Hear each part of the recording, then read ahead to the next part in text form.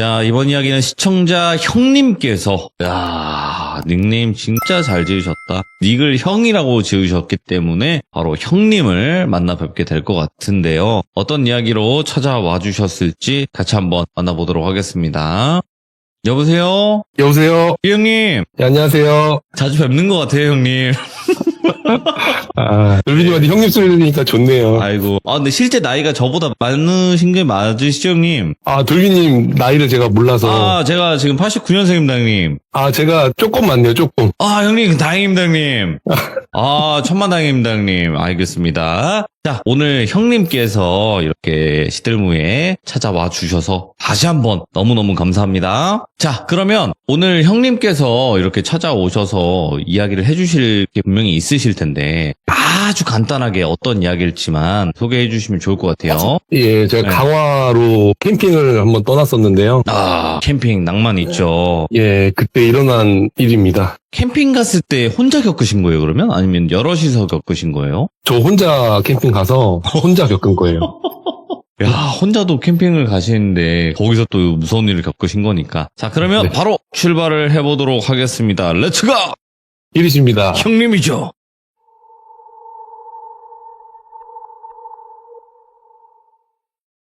안녕하세요. 저는 인천에 사는 30대 남자입니다. 이 이야기는 제가 2021년도 그 당시에 일을 하면서 한 6년 차 정도 되니까 번아웃이 한번 세게 왔었어요. 네. 새벽 5시에 출근해서 한 6시까지 한 번도 안 쉬고 일을 했거든요. 예, 하는 만큼 벌다 보니까 욕심을 좀 제가 부렸어요. 네. 그래서 몸이 너무 힘드니까 이 멘탈도 같이 무너지더라고요.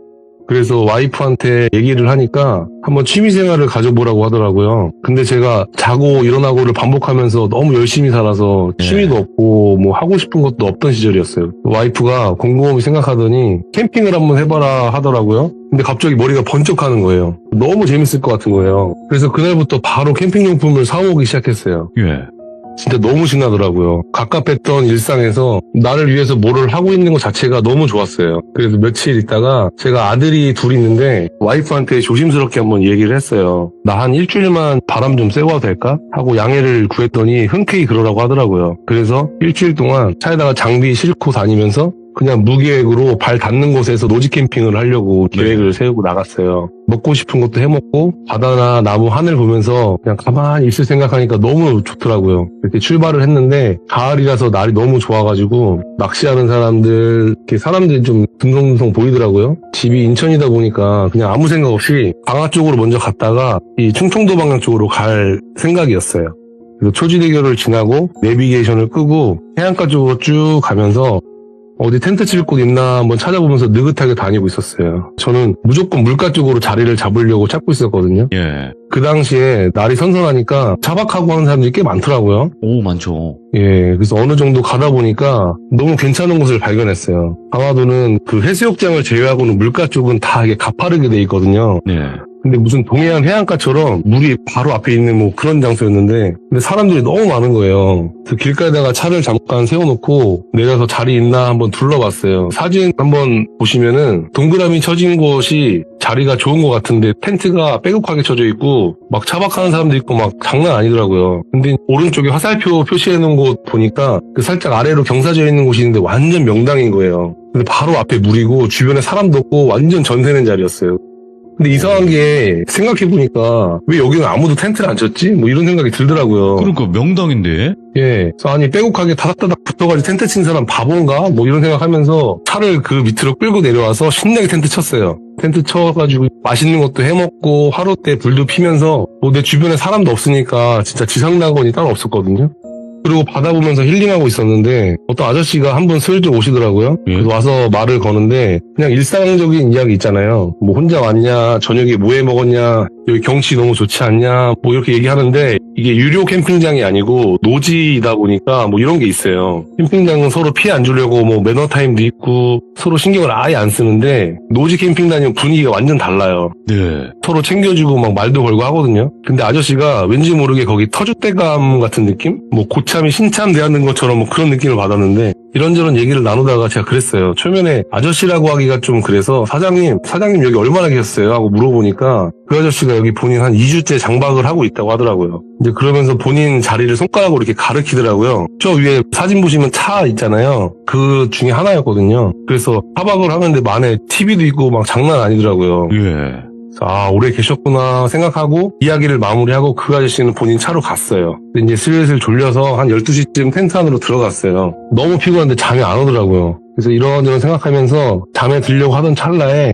텐트 옆에서 무슨 소리가 들리는 거예요. 사진 보셨다시피 주변에 진짜 아무것도 없어요. 사람들이 몰려있는 곳은 저기 멀리 떨어진 곳인데 바로 텐트 밖에서 대화하는 소리가 이렇게 들리더라고요. 그래서 제 텐트 주위를 2명이 이렇게 걸어다니면서 이야기를 하고 있었어요. 제가 이렇게 텐트 안에서 그림자를 봤거든요. 그래서 먼저 생각에 그냥 산책하나 보다 했는데 뭐 얘기를 이렇게 하고 있는데 둘이 이러더라고요. 뭐 자나? 뭐 들어간 지 좀 된 것 같은데 이렇게 얘기를 하는데 속으로 내 이야기인가 했어요. 어쨌든 잠이 들었고 본격적인 일이 벌어집니다. 예? 잘 자고 있는데 누가 텐트 밑부분을 자꾸 치는 거예요. 그래서 깼어요. 그래서 뭐야 하면서 정신이 안 차려지는데 핸드폰 시계 보니까 한 새벽 4시가 좀 넘은 거예요. 근데 텐트를 계속 치는 느낌이 들어서 텐트 안에 에어매트를 이렇게 깔고 잤는데 매트에서 내려오려고 텐트에 발을 딱 내딛는 순간에 발이 쑥 들어가는 거예요. 그래서 뭐야? 이게 꿈인가? 뭐 이런 생각에 정신이 번쩍 들었어요. 그래서 얼른 그 지퍼를 열고 딱 나왔는데 진짜 너무 무서운 거예요.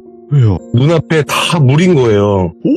서에는 갯벌이 있고 밀물 썰물이 있잖아요. 물이 이렇게 들어오고 있는 거예요. 예. 얼른 밖으로 후다닥 나왔는데 바닥은 이미 뻘이 되려고 진행 중인데 발이 쑥쑥 빠지면서 일단 제일 먼저 생각한 게 차부터 빼야 된다. 이 생각에 얼른 차로 갔어요. 차로 올라타가지고 사진을 한번 보여주시면은 그 사진만큼 물이 이렇게 차 있었어요. 차에 밑에 그 운전석에서 찍은 사진에 문 열자마자 막 이렇게 돼 있네, 물이? 예, 그거 밟고 제가 차 위로 올라갔거든요. 차 침수되면 끝이다, 뭐 이런 생각에 시동 걸고 나가려는데 차가 안 나가고 점점 밑으로 가라앉더라고요. 어이구야, 예. 그래서 와, 진짜 큰일 났다 이 생각에 차는 일단 놔두고 대충 텐트 안에 짐이라도 챙겨서 나가려고 차에서 내렸는데 완전 망연자실했어요. 그때 텐트가 떠내려가고 있더라고요. 제가 이건 너무 긴박한 상황이라 사진을 못 찍었는데 가지고 온 그 의자, 테이블, 화롯대, 뭐 텐트, 돗자리 이런 게 다 떠내려가고 있었어요. 금방 차버리니까. 예. 다행히 핸드폰은 주머니에 있었고 진짜 미치겠더라고요. 사람들은 다 자고 있는데 거기서 혼자 생쇼를 하고 있던 상황인 거예요. 그래서 물이 점점 차오르는데 자동차 그릴 바로 밑까지 차올랐었어요.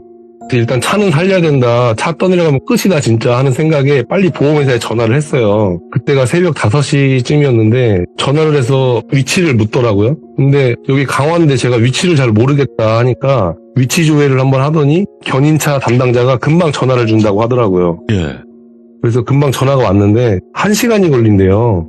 원래 보험회사가 빨리빨리 오는데 그분 말씀으로는 그 보험이 강화에서는 견인차가 한 대밖에 없대요. 그분 혼자 강화를 다 담당하는 거예요. 예. 저는 진짜 너무 다급한데 어쩔 수가 없잖아요. 전화 끊고 제가 실제로 두 손을 모으고 기도를 했어요. 제발 차 안 떠내려가게 해달라고 부처님 하느님 막 다 찾으면서. 그리고 50분 정도 있다가 견인차 분이 오셨는데 그 보더니 물 빠질 때까지 기다려야 된대요. 바닥이 뻘이라서 차가 들어갈 수가 없으니까. 그리고 이제 2시간을 지켜봤어요. 근데 여기서 소름 돋는 게 그 견인차 그 분하고 저하고 막 얘기를 하는 게 시끄러웠는지 사람들이 막 다 나온 거예요. 네. 다들 어떻게 막 걱정해주고 난리가 났었는데 그 어제 저녁에 저한테 왔다가 아저씨가 제가 똑똑히 봤는데 그 아저씨가 나오더니 씩 웃고 있는 거예요. 뭐야?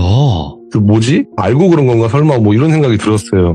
생각해보니까 어제 텐트 칠 때 바닥에 텐트 고정시키는 핀을 팩이라고 하는데 그 팩을 박을 때 잘 안 박혀서 원래 망치로 막 때리거든요. 예? 근데 어제는 손으로 누르니까 쑥 들어갔어요 그냥.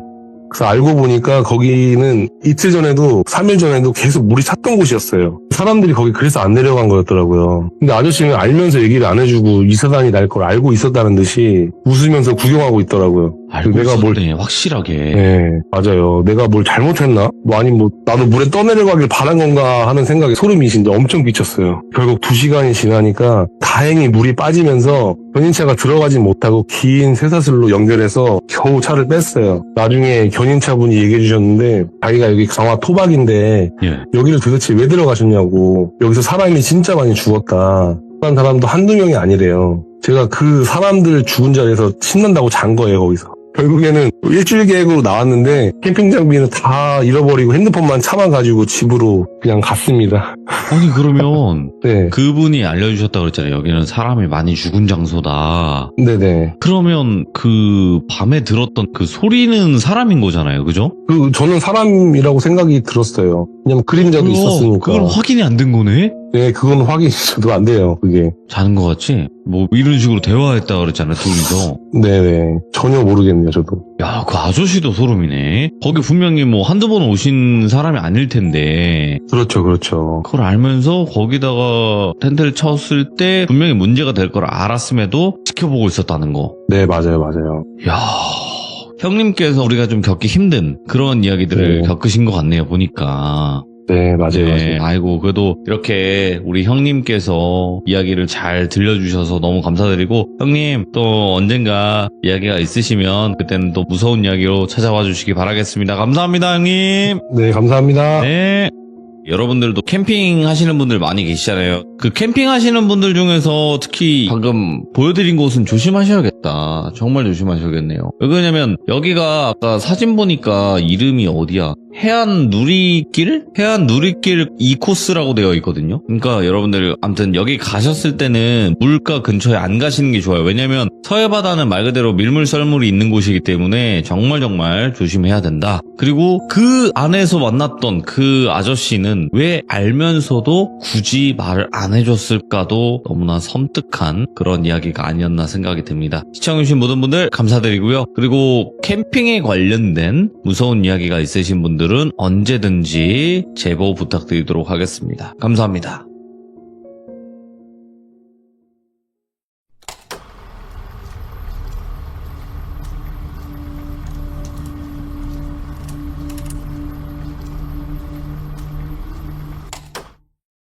자, 이번 이야기는 시청자 형님께서 시들무에 와주셨습니다. 형님의 이야기 바로 만나보도록 할게요.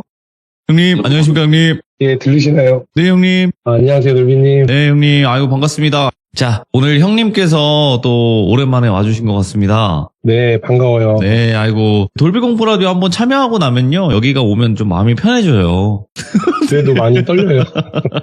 자, 오늘 형님께서 들려주실 이야기, 어떤 이야기가 될까요? 간단하게만 알려주시면 될 것 같아요. 예, 제 대학 동기 와이프에 대한 얘기인데요. 와이프가 좀 안 좋은 일이 있어서 그거에 대한 이야기를 하려고 합니다. 오호, 알겠습니다. 도대체 어떤 일일진 같이 한번 확인을 해보도록 하겠습니다. 렛츠가!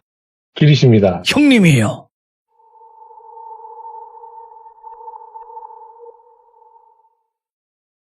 예, 이 이야기는 제가 대학을 졸업하고 나서 그 사회초년생 때 한 2년차, 3년차 때 이야기인데요. 제가 전공을 살려서 화학회사 연구소에서 막내 생활을 하고 있을 때예요. 그때 사귀던 여자친구랑 퇴근하고 밥을 먹고 있었는데요. 맛있게 먹고 있는데 문자 한 통이 오더라고요. 예? 알람이 띵 울리길래 또 회사에서 연락 왔나 하고 기분이 너무 안 좋았거든요. 근데 그래도 확인을 해야 되니까 이렇게 딱 봤는데 그 대학 동기한테 문자가 왔더라고요. 근데 되게 의외였던 게 누구한테 연락이 왔냐면 그 대학교 때 이렇게 같이 어울리는 무리들이 있잖아요. 근데 그 무리 중에서도 별로 그렇게 친하지 않고 이렇게 놀 때는 같이 노는데 예. 둘이서 이렇게 만나서 논 적은 없는 뭐 그런 친구였어요.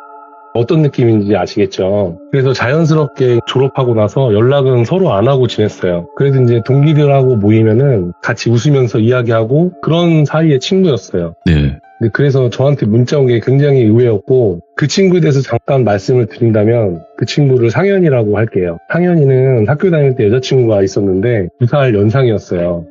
학교에서 CC도 아니었고 그 여자친구랑 저희 학교랑 지역도 완전 다르고 해서 그냥 그런가 보다 하고 지냈고 그 당시에 20살 1학년이었기 때문에 여느 대학생들처럼 술도 많이 먹고 친구들도 많이 사귀고 이렇게 대학 생활을 재밌게 보내고 있었거든요. 근데 어느 순간에 그 둘이 동거를 시작한다고 하더라고요. 그래서 뭐 이제 막 성인이 된 20살이기도 했고 학생 신분이라고 해도 어쨌든 성인이니까 그럴 수 있겠다 싶었어요. 그리고 몇 년을 둘이 같이 살았죠. 그러니까 대학 시절 내내 둘이 동거를 한 거예요. 그 사이에 군대도 다녀오기도 했고 꽤 오랫동안 동거 생활을 유지를 한 거예요. 이제 졸업할 때쯤 돼서 그 여자친구가 임신을 했다고 하더라고요. 그래서 축하한다 뭐 이런 이야기를 주고받고 저희는 졸업을 했고요. 그 뒤로 아예 연락을 안 하고 지낸 상태에서 그렇게 문자가 딱 온 거예요. 근데 문자 내용이 995 문자였는데 이름을 보니까 상현이 와이프더라고요.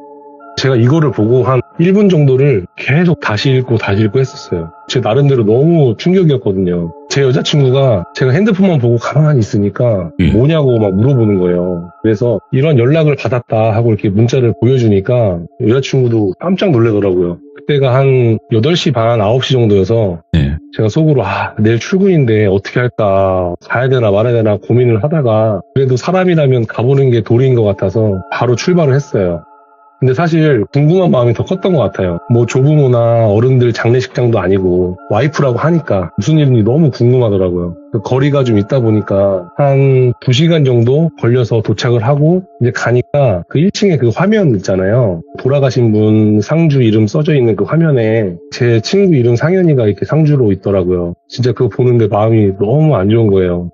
그래서 안에 들어가서 절을 하고 친구를 봤는데 진짜 어떤 말도 할 수가 없더라고요. 뭐라고 위로가 될 수 있는 말이 떠오르지가 않았어요. 그래서 한번 이렇게 안아주고 식사하는 데로 가니까 먼저 동기들, 뭐 선배, 후배 이렇게 모여 있었어요. 근데 오랜만에 사람들하고 만나니까 반가워서 이런저런 이야기 하면서 있다가 시간이 지나고 하나 둘 가고 나서 새벽 1시 정도 되니까 사람들도 더 이상 문상하러 안 오고 동기들도 한 3명 정도 남아 있었어요.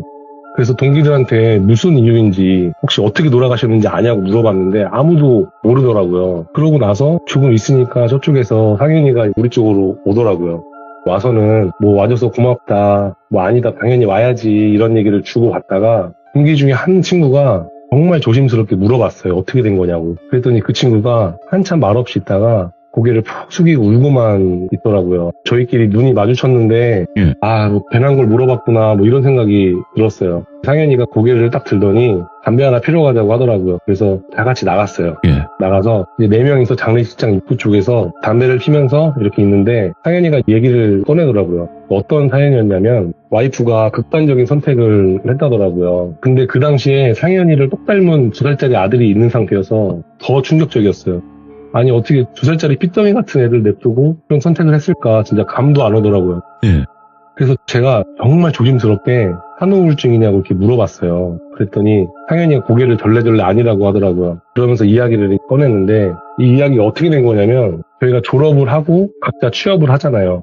상현이는 졸업할 당시에 와이프와 동거 중이었고 뱃속에 아이가 있었어요. 상현이는 그 칠성사이다에 취직을 해서 일을 하고 매일매일 행복한 가정을 만들어가면서 이렇게 평범하게 지냈대요. 아이가 있으신 분들은 아실 텐데 그 아이가 나오기 전에 미리 준비를 해놓는 것들이 있어요. 그럼요.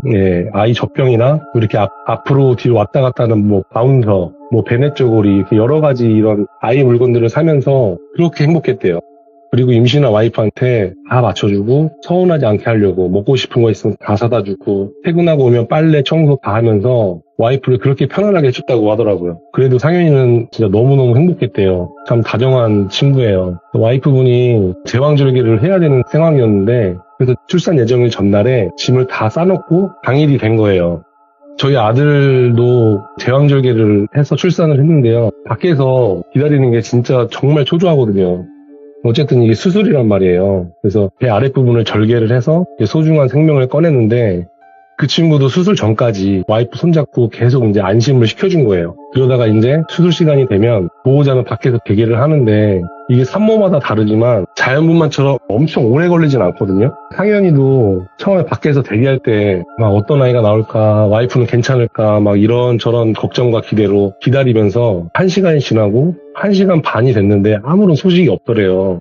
처음이니까 원래 이렇게 오래 걸리나 싶기도 하고 모르니까 그냥 마냥 기다렸대요. 근데 2시간이 넘어가니까 슬슬 걱정이 됐대요. 속으로 뭐가 잘못됐나? 막 이런저런 생각하면서 너무 궁금해서 미치겠더래요. 들어갈 수도 없고 누구한테 물어보러 가다가 문 열리게 되면 또 안 되니까 자리는 지켜야 되고 발만 동동 구르면서 그러고 있는데 3시간 정도 흐르니까 간호사가 아이를 데리고 나온 거예요. 근데 상현이가 아이도 너무 이쁘고 신기한데 와이프부터 물어봤대요. 시간이 너무 오래 걸렸으니까. 근데 뒤에서 의사가 나오는데 하는 말이 와이프가 의식이 돌아오지 않는다. 숨은 쉬고 있는데 의식이 없다고 했대요. 그래서 상현이는 그 말을 듣고 나서 정말 하늘이 무너지는 기분이었다고 눈앞이 캄캄하다는 경험을 처음 했답니다. 원래 산모가 그 출산 직후에 산부인과에 있는 수술실에서 일주일인가 있다가 조리원으로 이렇게 가거든요. 근데 상현이 와이프는 바로 큰 병원으로 이송된 거예요. 이야기 중간에 어떤 이유로 그렇게 의식불명이 된 건지 상현이한테 물어볼 수가 없었어요. 그것까지는 제가 못 물어보겠더라고요. 그래서 지금도 의식이 없는 이유는 아직도 제가 모릅니다. 그래서 이게 뭐 병원 잘못인지 뭔지 물어보기가 어려워서 안 물어봤고요. 그렇게 혼수 상태에 빠져있는 와이프 옆에서 매일매일 지키고 있는 거예요. 울기도 하고 앞으로 어떻게 살아야 하는지 막막하고 핏덩이 아들은 나 혼자 어떻게 키우나 걱정도 되고 그래서 희망을 가지면서 계속 기다리는데 이제 7일째 되는 날에 집에 잠깐 옷이랑 뭐 이런 것들을 챙기러 갔어요. 근데 집에 딱 도착하니까 장모님한테 막 전화가 오더래요.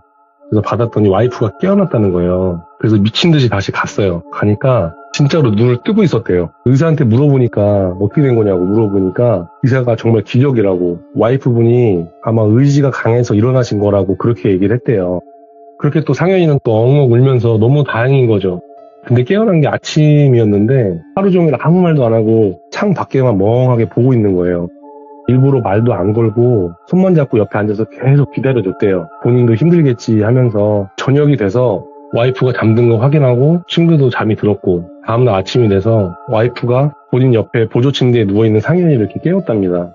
그래서 놀라서 벌떡 일어나서 와이프를 보고 꽉 껴안아 주는데 정말 천천히 이런 말을 하더래요. 나 지금 너무 혼란스럽다고. 지금 내가 여기 이렇게 있는 게 너무 혼란스럽다. 이게 꿈인지 현실인지 구분이 안 된다. 이렇게 말을 하는데 이게 무슨 말인지 도저히 이해가 안 돼서 상현이가 너 일주일 동안 혼수 상태였다. 아이 낳고 의식을 잃고 지금 깨어난 거다. 이렇게 얘기를 했더니 그 와이프가 자신의 이야기를 꺼내놓기 시작하더래요. 어떤 이야기였냐면 지금부터는 그 상현이 아내 시점에서 얘기를 해드릴게요. 병원에서 눈을 딱 떴을 때 내 몸이 내 몸이 아닌 것 같은 되게 낯설게 느껴졌다고 그래요. 숨을 이렇게 쉬고 있는데 가슴이 답답했고 눈앞이 흐릿흐릿한데 머릿속이 너무 혼란스러운 거예요. 왜냐면은 본인 머릿속에는 너무 많은 기억들이 겹쳐 있었고 옆에 있던 남편이 눈물을 글썽거리면서 본인을 끌어안았을 때는 이게 꿈인가 싶었대요. 그래서 7일 전으로 돌아가서 분명 아이를 낳으러 수술실에 들어가고 하지만 수술대에 누워서 마취를 하고 모든 게 정신이 끊겨버린 거예요. 그때부터 꿈을 꿨는데 그 뒤로 겪은 건 단순히 꿈이 아니고 뭐 다른 인생을 살다가 왔대요. 처음 깨어났을 때는 어느 바닷가 어느 마을에서 6살짜리 아이로 태어나 있었대요. 자기가. 그래서 바다 냄새가 짙게 배어있고 본인의 아버지가 바다에 나가서 물고기를 잡으면서 살아가고 뭐 가난한 집이었고 햇살도 따뜻했고 뭐 어머니 손길도 느껴지고 이렇게 바닷바람 모든 게 너무나 생생했대요. 그렇게 1년 정도 살다가 7살이 되던 해에 바닷가에서 친구들하고 놀다가 물에 빠진 거예요. 그래서 숨이 막히고 몸이 무거워지고 그 고통을 그대로 느꼈대요. 아, 이렇게 죽는구나 하면서 눈을 감았고 다시 눈을 떴을 때는 어떤 낯선 도시 아파트였다고 해요. 본인은 30대 후반의 성인이었고 가족이 있었고 회사에 다니고 매일 아침에 전철에 몸을 구겨넣으면서 출근도 했대요. 그곳에서 친구도 만들고 직장에서 승진도 하면서 그냥 그 사람의 삶을 산 거예요. 어떻게 그게 가능한지 물어보니까 그 사람의 기억을 가지고 있어서 그냥 그대로 살아간 거래요. 왜 우리가 꿈을 꾸면은 생뚱맞은 상황에서 자연스럽게 원래 그랬던 것처럼 행동을 하잖아요. 그런 거 비슷한 게 아닐까 생각이 들어요. 지금 생각해보면. 그리고 그렇게 40년을 살았대요.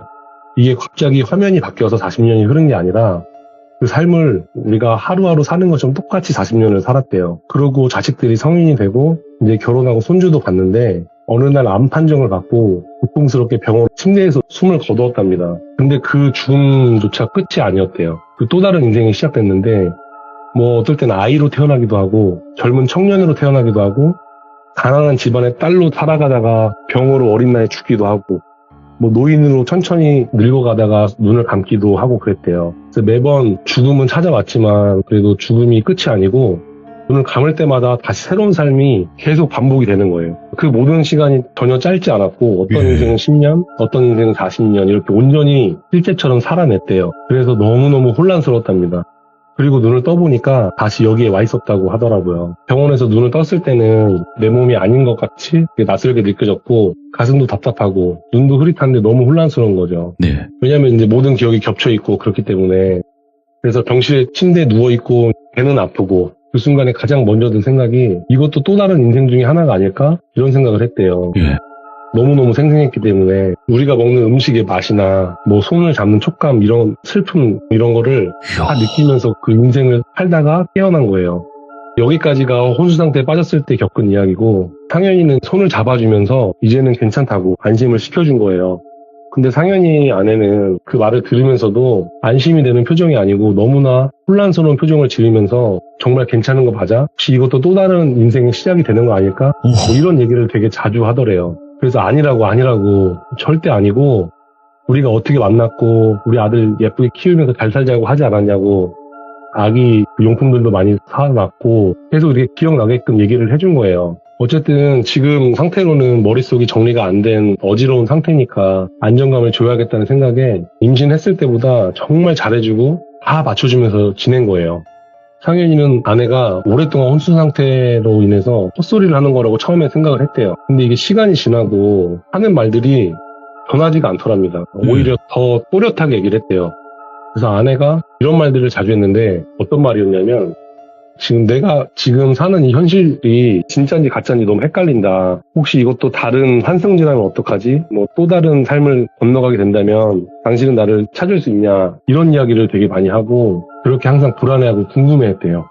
그렇게 어찌어찌 아이를 키우면서 집안일도 하면서 이렇게 지냈어요. 잘 지내다가 한 번씩 멍하니 있기도 하고 창밖을 그렇게 많이 보면서 생각도 많이 하고 예전에는 볼 수 없었던 그런 모습들이 계속 보이는 거죠. 그래서 상현이 입장에서는 아무리 얘기를 해도 아내가 받아들이지 못하니까 이해가 되면서도 안 되기도 하고 매일매일 걱정하면서 그렇게 살았는데 아이가 돌이 지나고 한 17개월쯤 됐을 때 이제 2살이죠. 아내 때문에 매일 칼퇴근을 했는데 집에 오니까 조용하더래요. 예. 순간 느낌이 너무 안 좋았답니다. 화장실에서 아내를 발견을 한 거죠. 아이는 그때 자고 있었고 아이가 자는 거 보니까 선택을 한 지 얼마 안 된 것 같았대요. 그래서 일부러 퇴근 시간쯤 그런 선택을 한 건지는 뭔지 모르겠는데 아무튼 벌벌 떨면서 경찰에 신고를 하고 장모님한테 전화를 해서 아이를 맡기고 그렇게 일이 진행이 됐답니다. 제가 이 얘기를 듣고 나서 집에 와서 밤을 샜는데요. 진짜 많은 생각이 들더라고요. 지금 우리가 살고 있는 이 현실이 진짜가 아닐 수도 있겠다는 그런 생각이 드는 거예요. 혹시 지금 우리가 살고 있는 이 순간조차도 또 다른 환승지에 불과하다면 언젠가 눈을 떠보면은 또 전혀 다른 사람의 인생을 살고 있다면 그 친구 아내분이 하시던 그 말이 모두 틀린 말이 아닐 수도 있겠다 이런 생각이 들었어요. 그렇게 되면은 지금의 기억을 얼마나 붙잡고 있을 수 있을까요? 그 아내분이 본인 아들을 보면서 내가 이 아이의 엄마인 게 진짜일까? 뭐 다른 삶에서는 나는 이 아이를 기억할 수 있을까? 뭐 또 다른 인생이 기다리고 있다면 내가 아무리 발버둥 쳐도 결국 여기 기억은 사라져버릴 거라면 이 행복은 의미가 있을까? 이야. 뭐 이렇게 생각에 꼬리를 물면서 저도 제 스스로에게 이렇게 막 철학적인 질문을 하면서 밤을 새고 다음날 출근을 했고요. 그리고 몇 개월쯤 지나서 이제 상현이한테 전화가 왔어요. 네. 평소에 연락을 아예 안 하는 친구인데 그날 장례식장에서 늦게까지 있어준 게 고마웠던 것 같아요. 그래서 본인이 이상한 꿈을 하나 꿨다고 얘기를 하더라고요. 그래서 어느 날 자는데 꿈에서 본인 와이프를 만난 거예요. 근데 배경이 어느 뭐 낯선 도시 한복판을 걷고 있었대요. 근데 그 배경이 평일에 여의도나 을지로 같은 데 가면은 직장인들 엄청 왔다 갔다 하잖아요. 그 인파스 반대편에서 와이프가 이렇게 걸어오고 있더래요. 근데 아내는 상현이를 전혀 알아보지 못하고 그냥 지나쳤대요.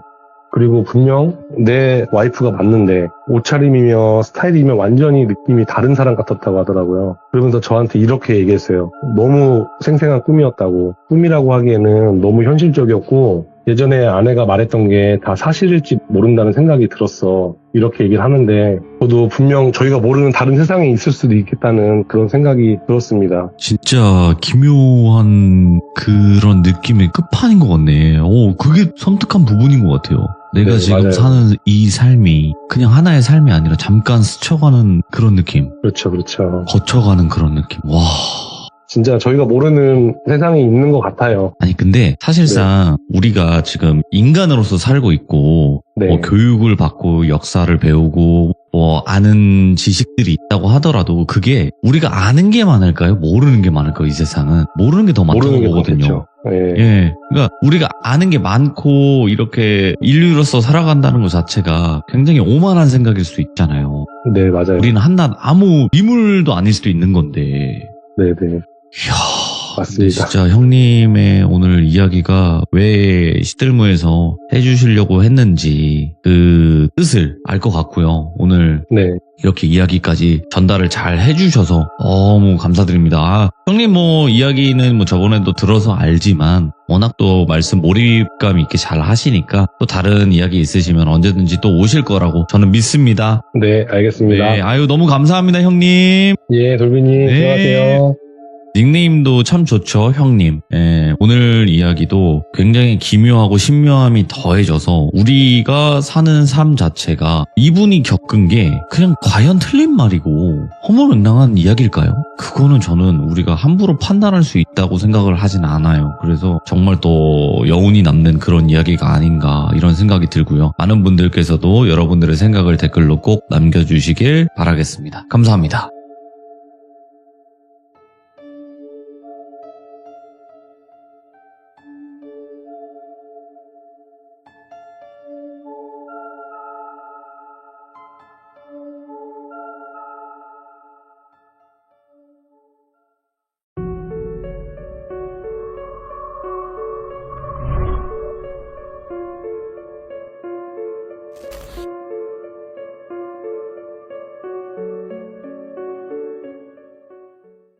자, 여러분들 반갑습니다. 이번 이야기 탈출한 도비님께서 시들무에 찾아와 주셨습니다. 오늘 탈출한 도비님과 전화 연결을 해서 어떤 이야기를 들려주실지 바로 만나보도록 할게요. 안녕하십니까. 도비님, 네, 반갑습니다. 아이고 오늘도 이렇게 찾아와 주셔서 고맙습니다. 저번 이야기를 못 들으신 분들 때문에 네네. 그냥 간단한 이력 정도만 설명을 해주시면 좋을 것 같아요. 전에 안 계셨던 저희 귀족분들을 위해서 간략하게나마 좀 소개를 드리자면 네. 저희 외가댁 할머니께서는 만신무당이셨고요. 그리고 외가댁이 대대로 계속 신줄이 내려오는 집안이라 네. 그로 인해서 제가 어릴 때 한 4살 이전부터 신병을 좀 크게 알았었고 그것 때문에 이제 외가댁에 불려가다시피 해서 매번 자시부터 축시까지 정한수라고 물을 떠서 기도를 드리고 이렇게 지내다가 외가댁에서도 한번 일이 발생을 했었고요. 맞죠. 그거는 이제 네. 그때 그 참여하셨던 이야기를 들으셔야 돼요. 그죠? 네네. 네. 그래서 아무튼 또 집안 내력이 분명히 있으신 분이고 그로 인해서 겪지 않아도 될 일들을 겪어오면서 살아오셨단 말이에요. 네. 그래서 오늘 해주실 이야기는 어떤 이야기가 될까요? 간단하게.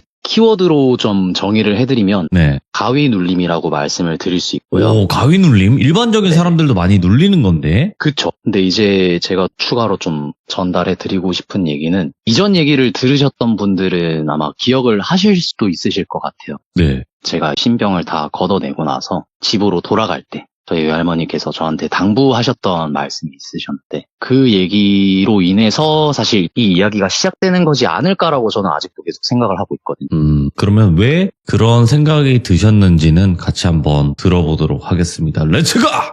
길이십니다. 탈출한 도비예요.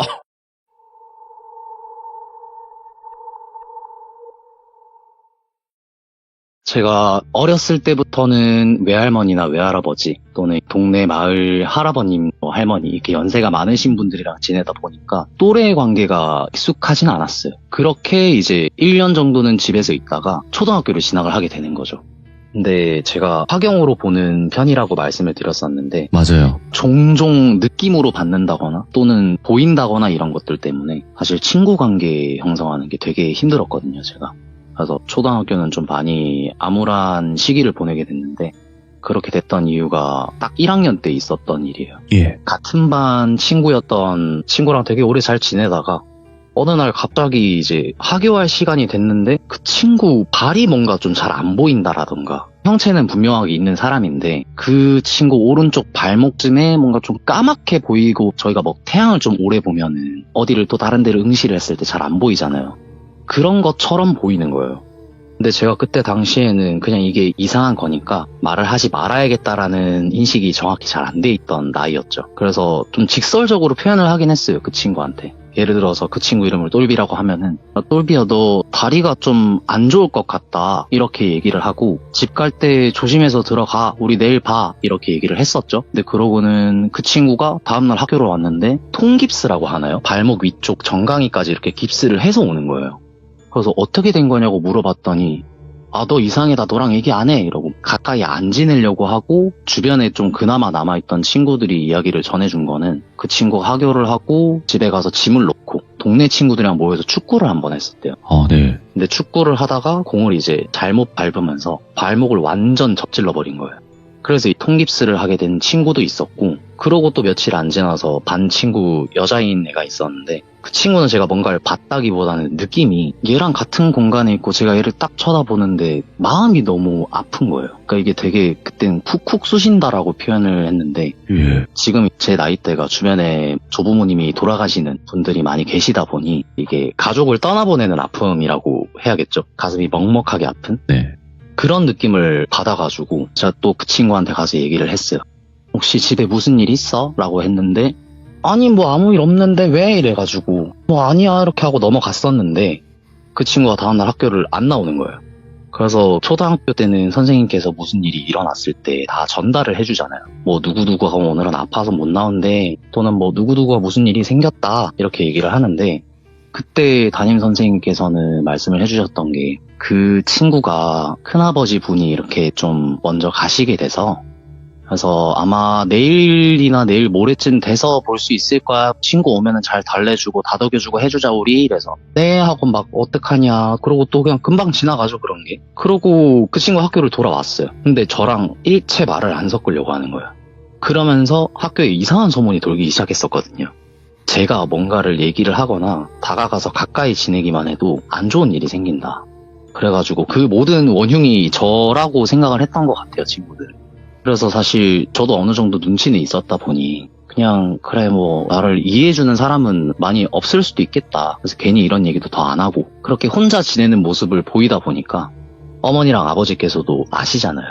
오늘 뭐 학교 갔다 왔는데 오늘 뭐 해? 이러면은 뭐 그냥 집에서 TV 보기요 라고 하던가 아니면 뭐 게임을 한다던가 이렇게 계속 집에 혼자 있는 모습을 보이니까 친구가 없다라고 아셨던 것 같아요. 예. 그래서 그때부터는 어머니께서는 뭐 스포츠 활동을 해보는 거 어떻냐 해서 시에서 열리는 스포츠 클럽 센터 이런 곳을 좀 많이 보내주셨었고, 그러다가 아버지께서는 투기 종목 이런 걸 좀 해봐라. 네. 이것저것 해보다가 제가 그때 어릴 때부터 유도를 조금 시작을 했었거든요. 그러고 소규모 대회도 나가게 되고 네. 입상도 하게 되고, 그래서 나름 6학년으로 졸업하게 될 때쯤에는 괜찮은 평가가 좀 있었던 것 같아요. 주변 친구들은 얘는 그래도 뭐 하나는 열심히 한다 그러면서 중학교로 진학을 하게 되죠. 근데 사실 대부분 저희 귀중님들도 같은 동네 안에서 학교로 이렇게 진학을 하시게 되잖아요. 네. 학군이 같다 보니까 중학교로 진학을 하게 됐을 때 뭐 A 초등학교, B 초등학교, C 초등학교 중에 제가 나온 데가 A면은 다양한 친구들이 모인단 말이에요. 그러면서 또 특히나 남자인 친구들 경우에는 또 그런 게 있잖아요.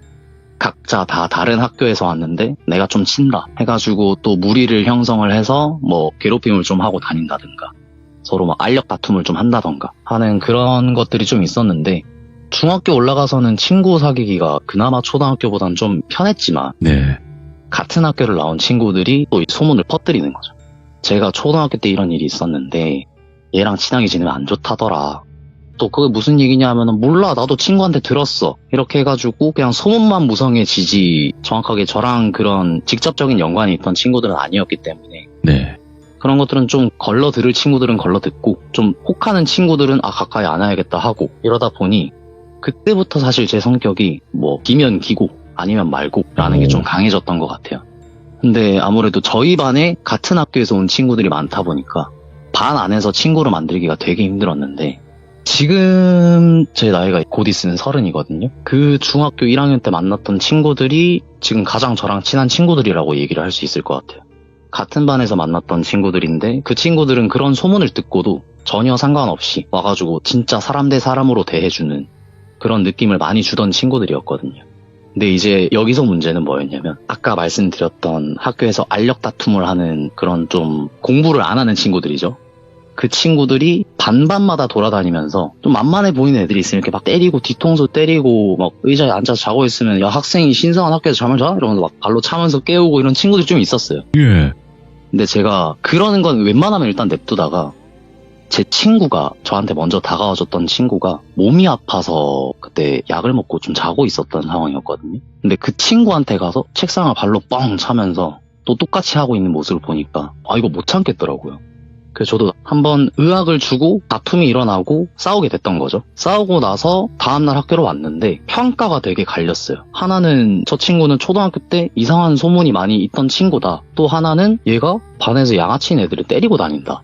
이렇게 두 개의 의견이 형성이 된 거예요. 그래가지고 저도 사실 그게 뭐 좋은 것도 아니었고 싫은 것도 아니었던 거는 일단 제가 반에 있을 때는 그런 친구들이 안 오니까. 그래서 반 친구들이 같은 초등학교를 나왔지만 그래도 조금씩 친해지고 하는 친구들이 되게 많아졌었어요.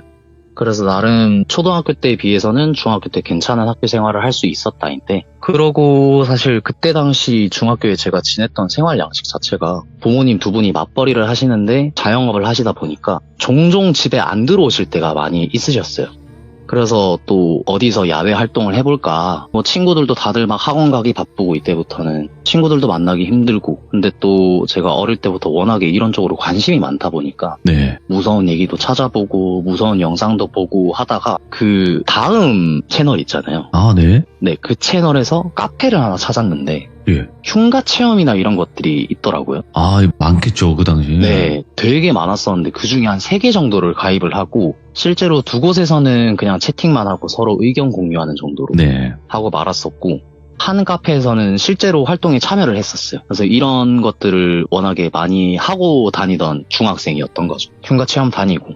그러니까 할머니께서 말씀하셨던 말과는 정반대되는 생활을 좀 많이 하게 됐던 시즌이었던 것 같아요. 그래서 여기서부터 본론인데, 제가 그때 학교 다녔을 때 기억하기로는 월, 화, 수, 목, 금 뿐만 아니라 토요일에도 학교를 갔어야 됐거든요. 토요일은 점심을 먹었는지 안 먹었는지 기억이 잘 안 나는데 보통 그 시간쯤 하교를 했던 것 같아요. 네. 그래서 제가 매번 집으로 돌아가는 길이 큰 길로 가는 방향이 하나 있고 골목길로 가는 방향이 하나 있어요. 근데 큰 길 같은 경우는 대중교통을 이용을 해도 되지만 돈 아껴서 간식 사 먹겠다. 그래서 걸어 다니면 한 30분 정도 걸려요. 집까지 걸어갈 때.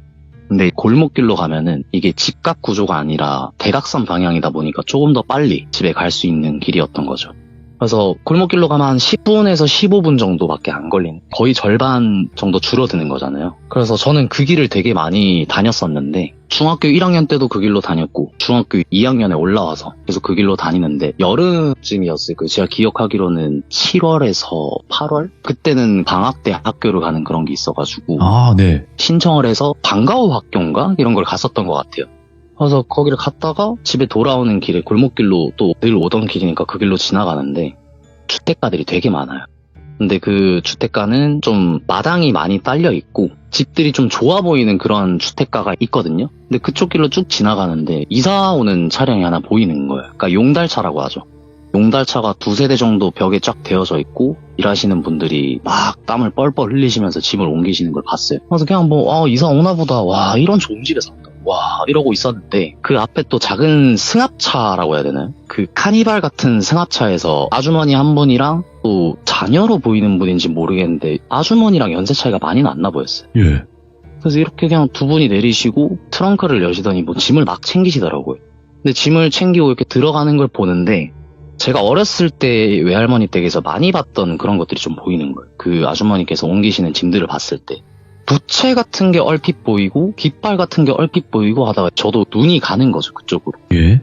그래서 보니까 저거는 확실하게 오방기다. 근데 저 부채는 무슨 부채지? 근데 또 방울 소리는 안 들리고. 그래서 법구를 옮기는 걸 보니까 무당분이신가? 이 생각을 했었어요.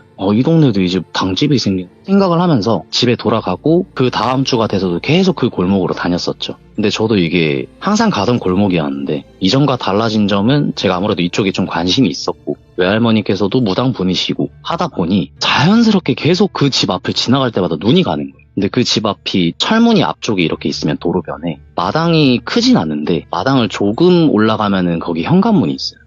첫날은 뭐 예를 들어서 월요일이라고 할게요. 월요일에 지나가면은 뭐 아무것도 없고 다시 돌아올 때도 아무것도 없는데 목요일쯤 됐을 때 현관문 앞에 아주머니 한 분이 나와 계시는 거예요. 예. 근데 그 아주머니가 팔짱을 탁 끼시고 내려다 보시는데 몸을 자꾸 이렇게 떨고 계셔가지고 여름인데 춥나? 냉방병 걸리셨나? 이러고 그냥 이상하다, 왜 나와 계시지? 하고 그냥 지나갔어요. 금요일에도 앞으로 지나가고 학교를 갈 때 지나가는데 아주머니 나와 계신 거예요.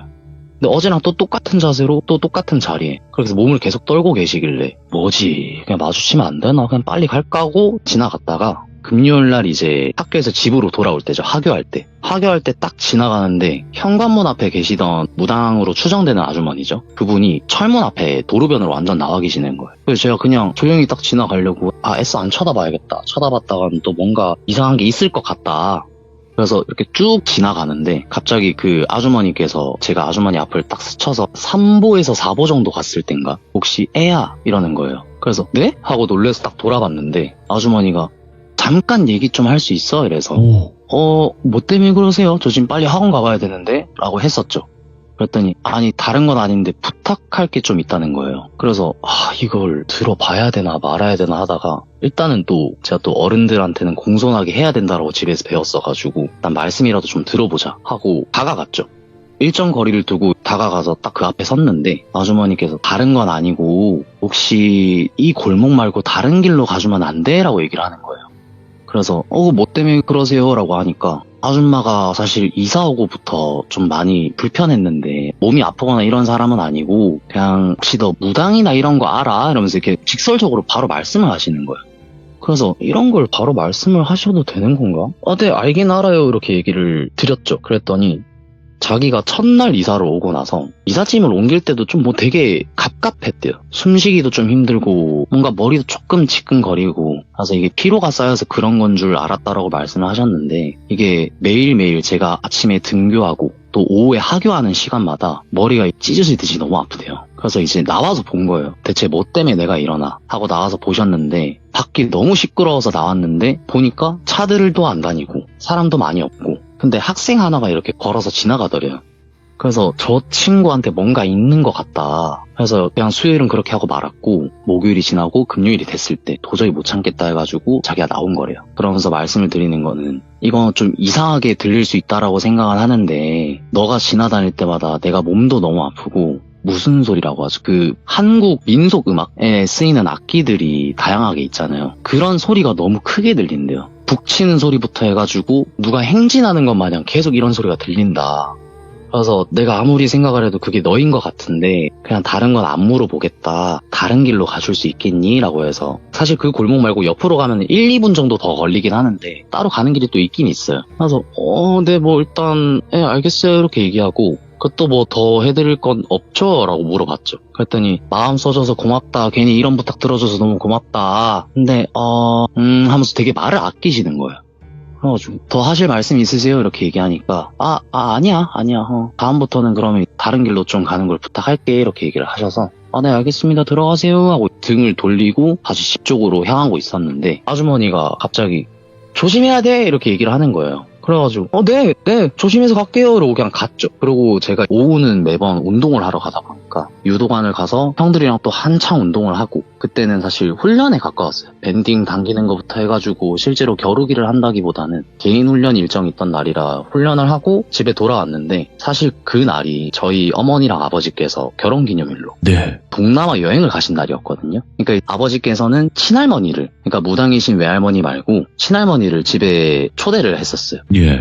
저를 좀 봐달라. 중학생이지만 학생이니까 밥도 먹어야 되고 그리고 이제 본인들께서 여행 일정이 3박 4일인가 4박 5일인가 좀 긴 일정이었어요. 그래서 이제 며칠 동안 애를 못 보니까 어머니가 좀 얘를 봐주셨으면 한다. 부탁을 좀 드리겠다. 근데 또 친할머니는 저를 되게 아껴주셨거든요.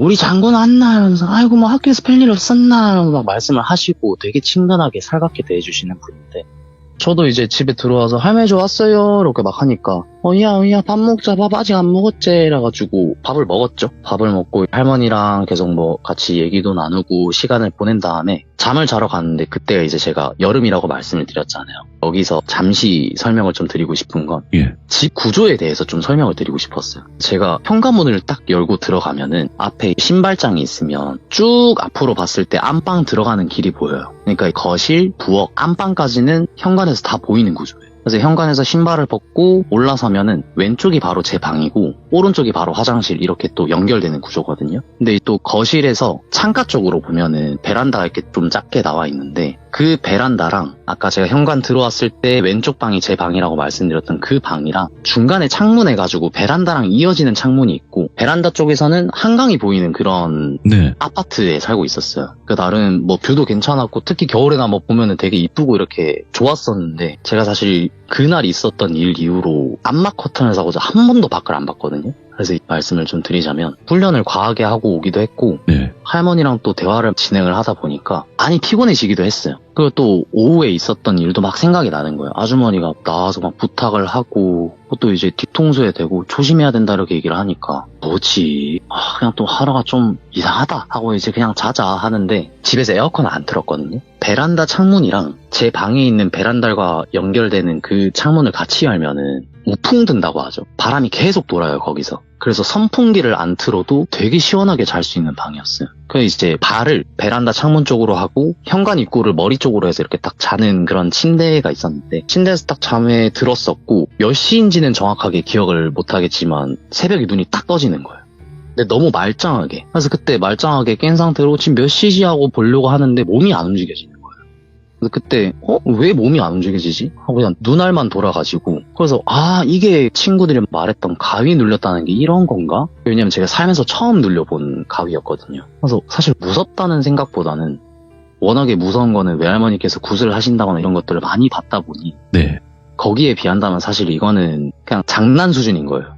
근데 처음 당해보니까 너무 신기해서 우와 이게 가위구나 이런 느낌이구나 하고 그냥 막 한창 해맑게 생각을 하고 있던 찰나에 발바닥 쪽이 너무 시린 거예요.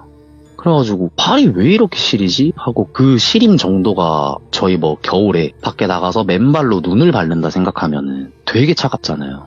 근데 동상이 오기 전쯤이 되면은 아린다거나 시리다거나 이런 느낌이 드는데 제가 진짜 얼음물에 발을 담그고 있는 것처럼 발바닥이랑 발목까지가 너무 시려가지고 이게 가위가 눌리면 이게 막 피순환도 잘 안 되고 이러나? 하고 다리 쪽으로 눈을 딱 돌렸는데 침대 끝쪽에 누가 앉아있는 모습이 보이는 거예요. 그래가지고 이게 뭐지? 하는데 제가 그거를 인식을 하고 나서 이제 외할아버지께서 염을 하실 때 소독약이나 이런 것들을 많이 쓰시는데 좀 시신들이 부패가 되면 나는 냄새가 좀 있어요. 그런 비슷한 냄새가 코끝을 자꾸 스치는 거예요.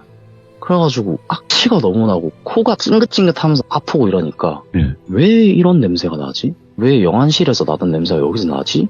하고 딱 발쪽 계속 다 보고 있는데 이제 형체가 눈에 익기 시작하는 거예요. 저희가 그 적응시라고 얘기를 하잖아요. 맞죠. 밝은 곳에 있다가 어두운 곳에 들어가면 잘 안 보이는데 시간이 지나면 딱 보이기 시작하듯이 앞에 있는 형체가 점점 더 선명해지는 거예요. 악취는 악취대로 나고 보이는 것도 점점 더 잘 보이다가 그때 이제 제 뇌리를 좀 스쳤던 그거는 이거 귀신이다. 이거 영가다. 근데 더 자세히 보려고 해도 사실 무섭기도 되게 무서웠는데 뒷모습이다라고 생각을 했던 게 머리카락이 어깨에서 조금 밑에까지 내려오는 그런 여성 영가였거든요. 근데 머리끝도 되게 푸석하고 그래가지고 이게 뭐지? 처음엔 사실 영가라고 생각을 안 하려고 했어요. 내가 저기 뭐 베란다 창문 쪽에 뭘 달아놨나? 아닌데 나 아무것도 안 달아놨는데? 하다가 진짜 확실하게 이건 영가다. 나 큰일 났다. 라고 생각이 딱 드는 거예요. 그러면서 한편으로는 또 무슨 생각을 했냐면 진짜 이러다가 죽을 수도 있겠다. 그냥 이게 직감이 되는 거예요. 나 지금 이거 빨리 몸을 어떻게 깨우지를 못하면 죽을 수도 있겠다. 그래서 막 한창 또 제가 카페 활동이나 이런 것들 많이 찾아봤다고 했었잖아요. 근데 가위 눌렸을 때 뭐를 하면 풀린다 해가지고 이것저것 다 시도를 했었거든요. 근데 시도를 하려고 딱 처음부터 엄지를 어떻게 굽혀봐야겠다 해서 딱 움직이려고 하는데 침대에 걸터 앉아있는 그 여성 영가가 천천히 왼쪽으로 기울었다가 천천히 오른쪽으로 기울었다가 이렇게 왔다 갔다를 하기 시작하는 거예요. 근데 이게 저희 혹시 음악 하시는 분들은 아실 수도 있을 것 같은데 메트로놈 기계를 보면은 건드렸을 때 왼쪽 오른쪽 이렇게 움직여지잖아요. 그렇게 천천히 움직이기 시작을 하는 거예요. 그래서 진짜 몸에 소름이 쫙 돋는 게 느껴지는데 그래도 몸은 아직도 안 풀렸고 그래서 제가 기억하기로는 그때 한 10분 정도는 그 상태로 계속 있었던 것 같아요. 어떻게든 몸을 풀어보겠다고. 근데 거의 막바지쯤에 몸이 풀리겠다 싶을 때는 사실 몸이 풀리고 말고의 문제가 아니고 미쳐버리겠는 거예요. 눈을 그 영가한테서 못 떼겠는데 처음에는 천천히 왼쪽 오른쪽 이렇게 움직였으면 몸이 거의 다 풀려갈 때쯤에는 미친 듯이 좌우로 팍 움직여지는 거예요. 근데 그러다가 조금씩 비웃는 웃음소리도 좀 들려요. 그러니까 뭐 하면서 뭐 찢어지는 소리랑 같이 해가지고 웃는 소리가 들리길래 그냥 멘탈이 완전 다 무너진 거죠, 저는. 그러다가 몸이 딱 풀리는 걸 느끼는 순간 그 연가가 미친 듯이 막 도저히 사람이 낼 수 없는 속도로 왼쪽 오른쪽으로 움직이고 있는데 몸이 풀리니까 탁 멈추는 거예요. 그래서 와 진짜 큰일 났다 이거. 나 이거 어떻게 해야 되냐 하다가 생각을 했던 거는 침대에서 일어나면은 바로 문을 열고 나올 수가 있어요. 그럼 이 현관에서 쭉 보이는 곳이 안방이니까 할머니께서 거기서 주무시고 계시니까 할머니한테 당장 뛰어가야겠다 이거. 왜 그렇게 생각을 했는지 모르겠는데 이게 너무 무서우니까 일반적인 생각이 전혀 안 되는 거예요. 그래서 그럼 일단 계획을 해보자. 덮고 있는 이불을 저쪽으로 던져버리고 왼손으로 문을 열고 바로 뛰어나가면 되겠다 해가지고 계획을 실행에 옮기기까지 시간이 좀 걸렸는데 실제로는 얼마 안 걸렸어요. 한 10초 정도밖에 안 걸렸을 거예요. 그래서 이제 마음을 먹고 자 이제 간다. 하나 둘 셋 하고 이불을 팍 던지고 빨리 일어나가지고 왼손으로 문을 촥 여는데 뒤에서 오른손을 빡 잡는 거예요. 그래서 제가 소리를 내면서 깼어요. 근데 저는 분명 이게 가위에 눌린 거라고 생각을 했는데 자고 있는 그 상태 그대로 소리를 지르면서 일어난 거예요. 그래가지고 이게 지금 상황이 정리도 안 되고 와 이게 뭐지 하면서 식은땀은 식은땀대로 쫙 흘리고 있어요. 침대가 다 젖어 있고 와 이거 뭔 일이다. 이건 진짜 무슨 일이 났다. 그 나 뭐 잘못한 것도 없는 것 같은데 하고 일단은 정신도 좀 차리고 잠도 다 깨버렸으니까 목도 좀 축일 겸 방 밖을 나갔어요. 나가서 이제 왼쪽으로 쭉 돌면 거실이랑 부엌이 붙어있는 구조였는데 거실 쪽에는 커튼을 안 쳐놔도 밖에 이제 불이 들어오는 게 있으니까 밝은 편이란 말이에요. 그래서 좀 안심이 된다. 빛을 보니까 좀 안심이 된다 하고 조금씩 걸어가서 냉장고에 가서 물을 좀 마시려고 냉장고를 열고 물을 꺼내서 마셨어요. 마시고 다시 잠그고 냉장고에 넣고 문을 닫았는데 뭔가를 잘못 본 것 같은 거예요, 제가. 그래서 괴리감이 좀 많이 느껴져가지고 뭐지? 하고 다시 문을 열었어요, 냉장고 문을. 문을 열고 제가 오른팔을 거기 가져다 댔거든요. 근데 그 냉장고에 불빛이 나오잖아요. 문을 열었을 때. 주황빛으로 쭉 나오는데 오른쪽 팔에 손자국이 너무 선명하게 남아있어가지고 사실 그때 현실 부정을 좀 했어요. 꿈을 얼마나 이렇게 현실감 있게 꾸면은 내가 자면서 내 손을 이렇게까지 잡냐. 그래가지고 이제 오른손의 멍자국을 왼손을 가져다 대면서 비교를 해봤죠. 그게 어떻게 잡았지 하면서 딱 손을 가져다 댔는데 손자국이 이게 안 맞는 거예요. 왼손이랑 이 손자국이랑 전혀 안 맞아가지고 손을 뒤집어도 보고 한 10초에서 15초 정도를 계속 제 팔을 만지고 있었어요. 예. 근데 이게 아무리 봐도 왼손으로 잡은 자국이 아닌데? 라는 생각이 드는 거예요. 그래서 이제 딱 자세히 보니까 왼손으로 잡을 수가 없고 오른손으로 오른손을 잡았을 때 그 손자국이 콱 남아있는 거예요. 그래서 제가 그걸 딱 판단을 하고 나서 와 소름이 확 몰려오니까 바로 안방으로 뛰어가가지고 할머니 좀 일어나봐 할머니 이러면서 나 살려달라고 이렇게 막 얘기하니까 할머니가 정신이 없으시죠. 연세도 많으신데. 그래서 무슨 일이냐 왜 그러냐 와 뭐 때문에 그러는데 이래가지고 팔을 보여드리려고 하는데 그게 문득 든 생각이 나만 불안하면 되지 않을까. 괜히 이거를 할머니한테까지 보여드리면은 이게 좀 안 좋을 것 같다 싶어가지고 네, 할머니께서 딱 그 불을 켜고 보시다가 팔에 그 자국 뭐하고 이래가지고 얘기하시길래 잘 둘러댔죠 제가. 할머니 저 그 오늘 저녁에 유도 갔다 왔지 않냐. 형들이랑 겨루기 하다가 우리가 채싸움을 많이 해야 된다. 기싸움을 해야 된다.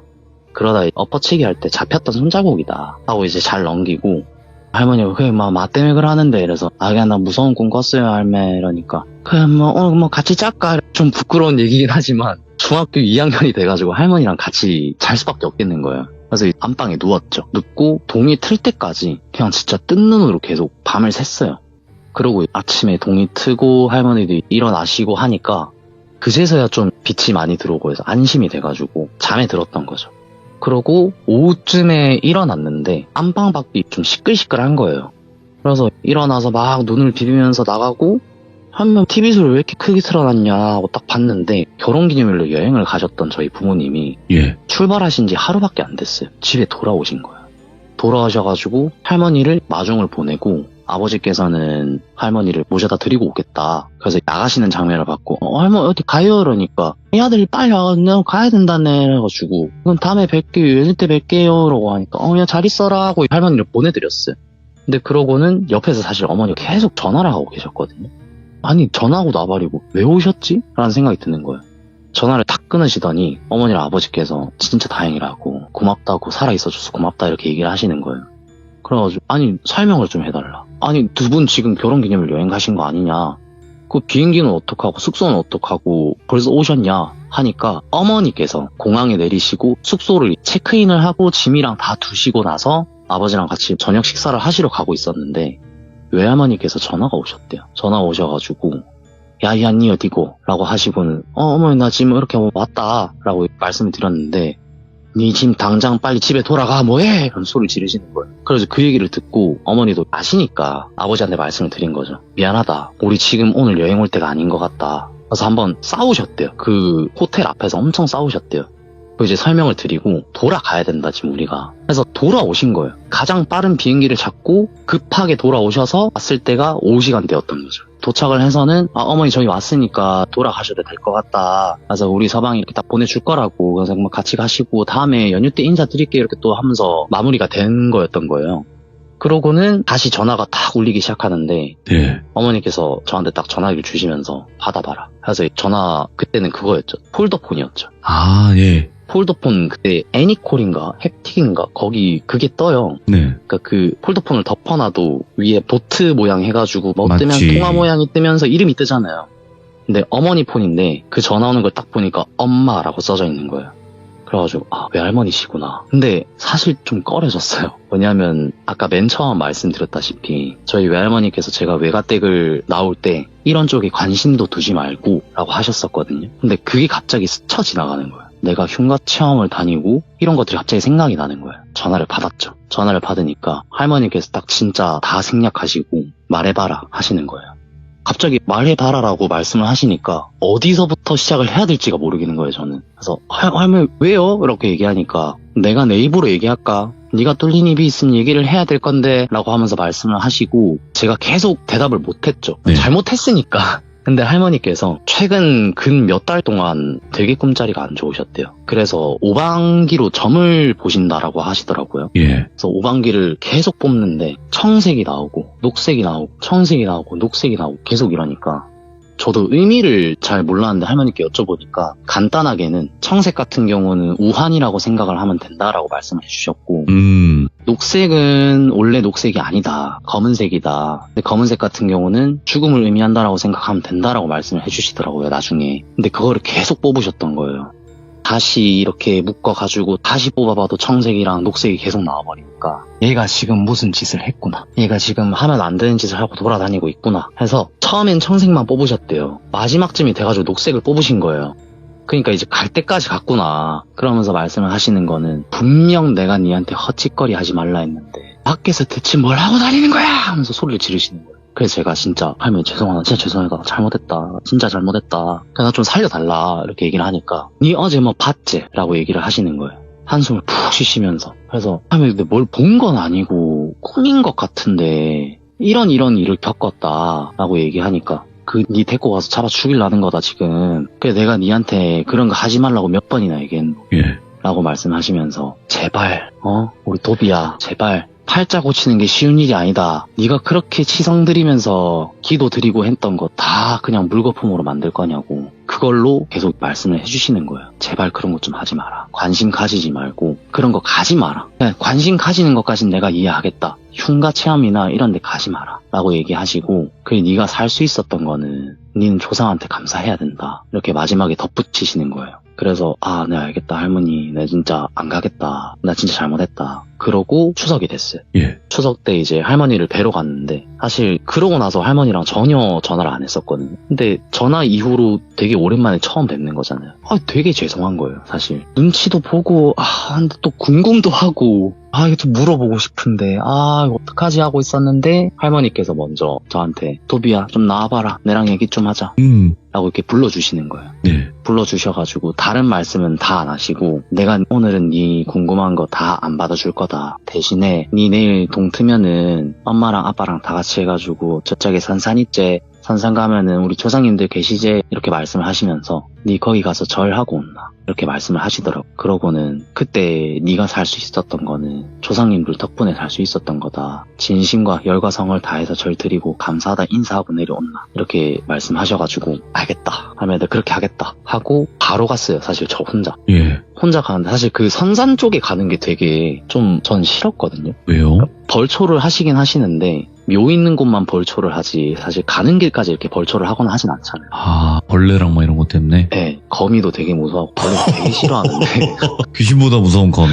예. 훨씬 무섭습니다. 가는 길이 너무 귀찮아가지고 안 갔었는데 그날 진짜 그냥 다 해집고 가가지고 선산 앞에 딱 도착을 했어요. 도착을 하니까 이거는 마음이 막 되게 뭐라 해야 돼 따뜻해진다 하면서 진짜 감사하다고 헛짓거리 안 하고 열심히 살겠다 착하게 살겠다 감사합니다 하고 이제 저를 드리고 내려오고 할머니랑 이제 인사를 마무리하고 집에 돌아오게 됐죠. 네. 사실 이 이야기에 교훈을 얻었다라고 생각할 수 있었던 건 말씀하셨던 걸 제가 어떻게 보면 어긴 거잖아요. 네. 그것 때문에 이런 일이 벌어진 것 같고 그 골목길을 지나갈 때 무당 아주머니께서 마지막에 조심해라라고 말씀을 하셨던 게 네.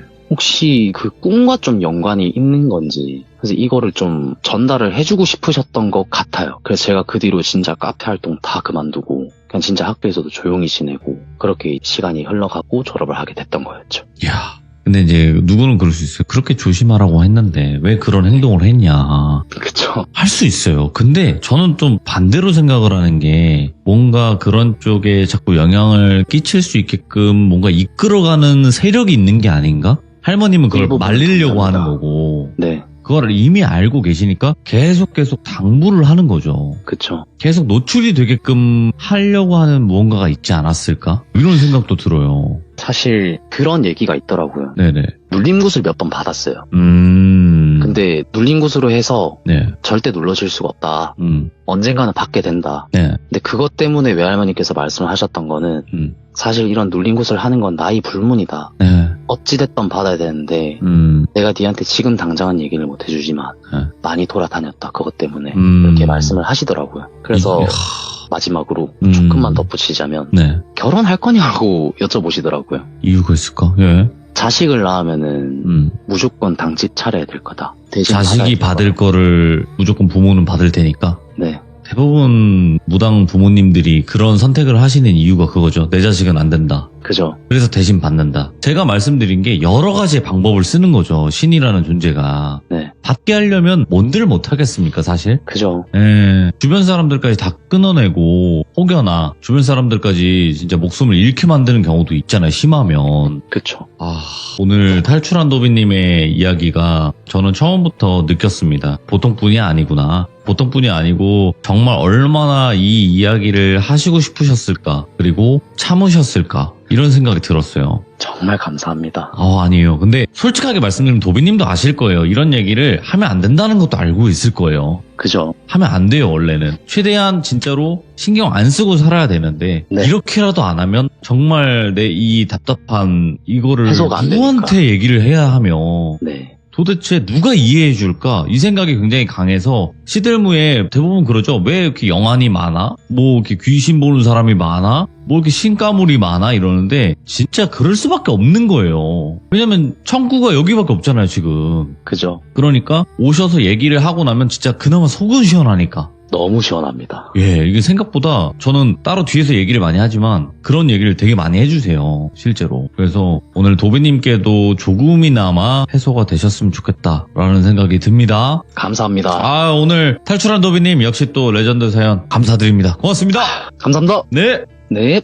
첫 번째 이야기부터 도비님의 이야기가 굉장히 충격적인 이야기였어요. 못 들어보신 분들도 계시겠지만 그래서 이 이야기를 듣기 전에 탈출한 도비님의 이야기를 먼저 들으시고 그 다음에 이 이야기를 순차적으로 들어보시면 어떨까 그렇게 또 추천드리고 여러분들께서도 혹여라도 내가 귀신을 본다 아니면 좀 무속 쪽에 가까운 뭐 가족분들이 계셔서 여러 가지 일들을 많이 겪으셨다 하시는 분들 중에서 본인의 선택에 의해서 편할 때 언제든지 신청해 주시면 될 것 같습니다. 이 수많은 분들이 정말 힘들어 하시는 걸 많이 여태까지 7년간 목격을 했고 겪어왔거든요, 저는. 그래서 얼마나 힘드셨을까 가늠이 안 되지만 그나마 조금이나마 저희 채널이 도움이 되었길 바랍니다. 감사합니다.